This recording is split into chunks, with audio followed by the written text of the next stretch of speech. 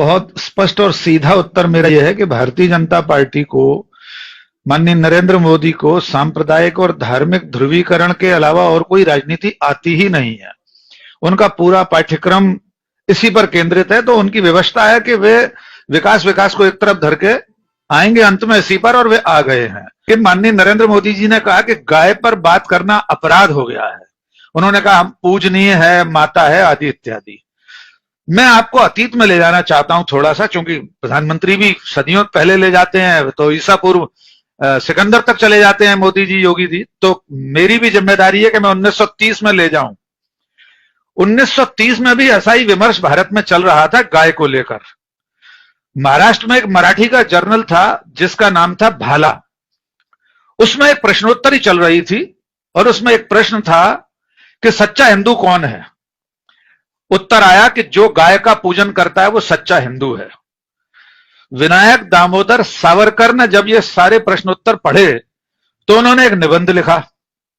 वे ही सावरकर जो इस संघ परिवार के, नरेंद्र मोदी के, योगी जी के नए महानायक हैं। नए मैं इसलिए कह रहा हूं कि आज से 20-25 साल पहले तक संघ भी चिमटे से भी सावरकर को हाथ लगाने को तैयार नहीं था, और अब राष्ट्रपिता महात्मा गांधी को रिप्लेस करके सावरकर को स्थापित करने पर जुटे हैं। तो मैं मोदी जी के इजलास में, उनकी अदालत में सावरकर का पक्ष रखना चाहता हूं गाय के बारे में।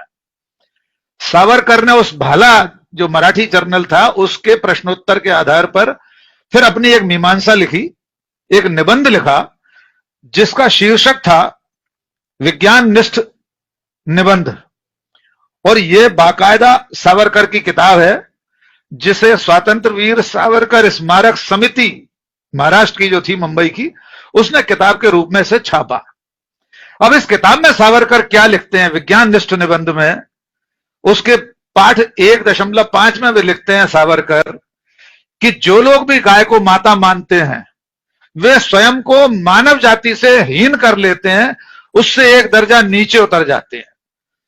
विनायक दामोदर सावरकर स्पष्ट लिखते हैं गाय एक पशु है जो पूरी तरह से बुद्धिहीन है, उसमें इतना विवेक नहीं है कि वो अपने ही मल में लोटी रहती है, यानी अपने गोबर में। ये सावरकर के शब्द हैं, कोट अनकोट, डॉक्टर राकेश पाठक नहीं कह रहे। 1930 में सावरकर लिख रहे हैं। इस लेख में सावरकर ने यह भी लिखा है कि जो मुगल आक्रांताओं के समय पराजय हुई है वो इसलिए हुई है कि गायों की रक्षा में लगे रहने वाले लोग उस युद्ध कौशल को भूल गए थे। बहुत लंबा लेख है और उन्होंने बहुत खिल्ली उड़ाई है, यहां तक कि उसमें ब्राह्मणों को भी कोसा है सावरकर ने कि ये जो जब देश को बचाने की जरूरत थी तब उन्होंने कहा है कि देश को बचाने की जरूरत के समय, किसी दुर्ग की रक्षा के समय, किसी किले की रक्षा के समय अगर गाय का बलिदान देना अनिवार्य हो, जरूरी हो, तो दे देना चाहिए। सेना के पास अगर खाने के लिए कुछ ना हो तो गाय को मारकर खाया जा सकता है, यह लिखा है।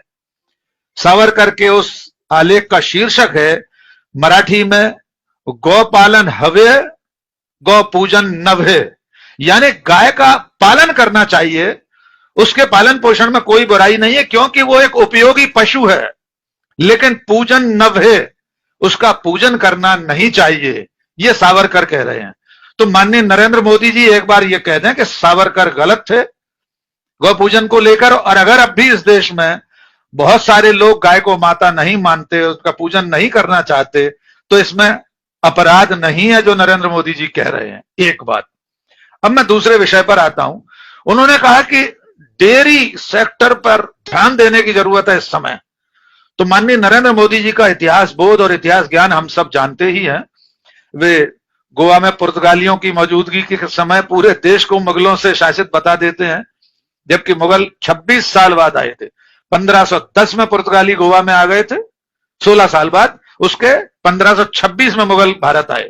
खैर, तो उन्हें यह भी बताना जरूरी है कि जिस डेयरी सेक्टर की चिंता आज वे कर रहे हैं, इसकी चिंता भारत में बहुत पहले कर ली गई थी। 13 जनवरी 1970 को ऑपरेशन फ्लड शुरू हुआ था, जिसे हम दुग्ध क्रांति और श्वेत क्रांति के रूप में जानते हैं।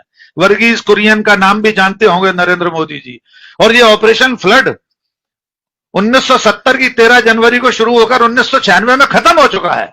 और उसी ऑपरेशन फ्लड का परिणाम है कि भारत दुनिया का सिरमौर है दुग्ध उत्पादन में, और भगवान की कृपा से माननीय नरेंद्र मोदी जी का उसमें कोई योगदान नहीं है।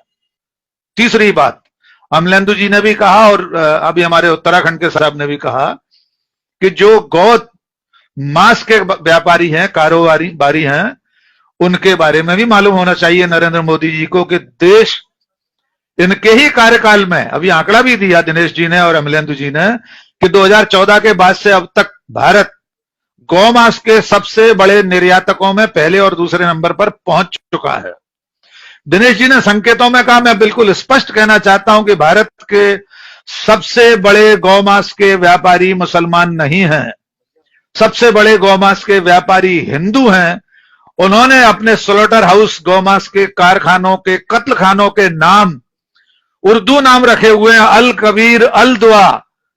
देश के सबसे बड़े 20 गौमांस निर्यातक हिंदू हैं, लेकिन नरेंद्र मोदी जी अपने आज के भाषण में गोबर और गाय का नाम लेकर एक खास वर्ग को, एक खास धर्म के, संप्रदाय के लोगों पर आक्षेप लगा रहे हैं।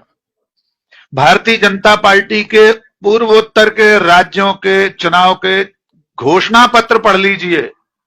उन घोषणा पत्रों में लिखा है कि गौमांस ज्यादा से ज्यादा और सस्ती दरों पर उपलब्ध कराएंगे। मनोहर पर्रिकर का बयान याद कर लीजिए, अब वे स्मृति शेष हैं। उन्होंने कहा था, हम गोवा के लोगों को सस्ती दरों में गौमांस उपलब्ध कराएंगे, भले ही उसका हमें कर्नाटक से आयात करना पड़े। तो ये वो भारतीय जनता पार्टी है कि जहां इसे जरूरत होती है वहां ये गौमांस सस्ती दरों में उपलब्ध कराने का वादा अपने मतदाताओं से करती है। तो ये पूरा मामला, उनका आज का भाषण सवालों के घेरे में, इतने तथ्य मैंने गिना दिए।